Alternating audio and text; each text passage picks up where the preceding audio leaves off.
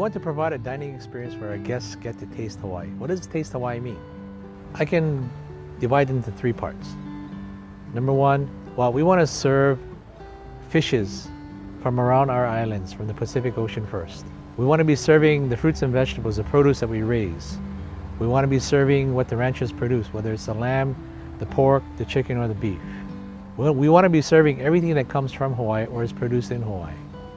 Second, you can take an ingredient that these immigrants brought to Hawaii.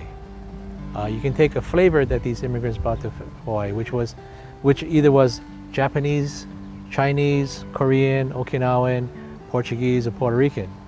And so, third is when you take a dish that is old and you make it new, you bring it contemporary, you reinterpret that.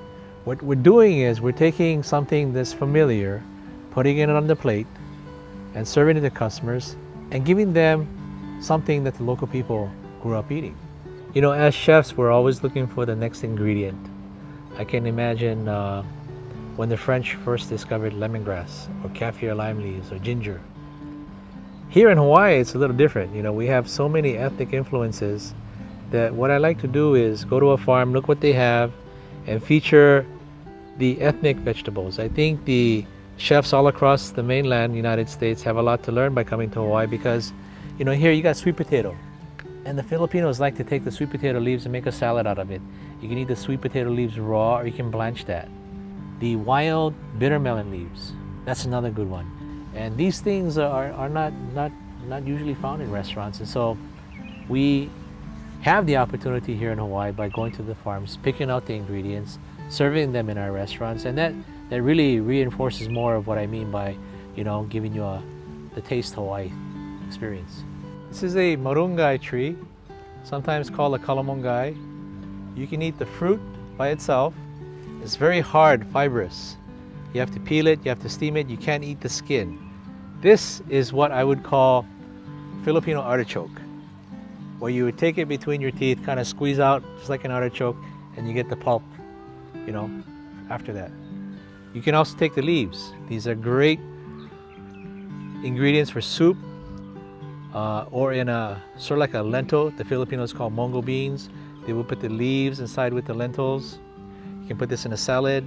You can use this as a garnish. And they did some a research study showing what amazing nutrition you get from this plant right here. This is the lo'i, or the taro patch here at the village. Taro has a very important, spiritual, and very significant in the Hawaiian culture. From taro, you can use almost the entire plant. The leaves, the corm or the root, and you can also use the stem too.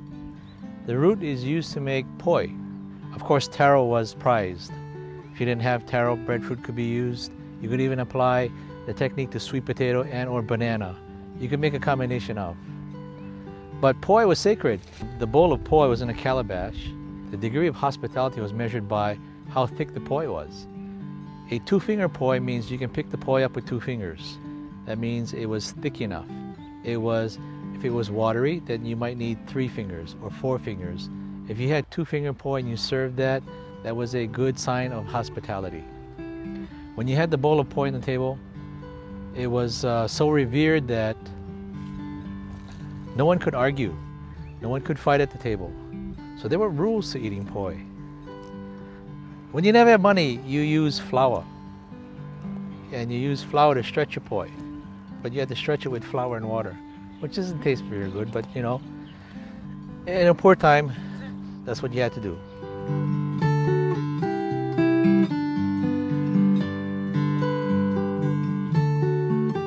I always say that I will never retire from this business as long as there is a new country, a new cuisine, a new culture, new food ingredients that I can learn from.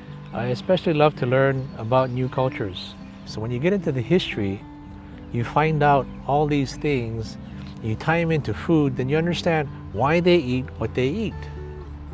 And so that's what's fascinating for me to come to the Hawaii Plantation Village, because it gives you a point of reference, it gives you the history. Then you understand what really Hawaii is all about.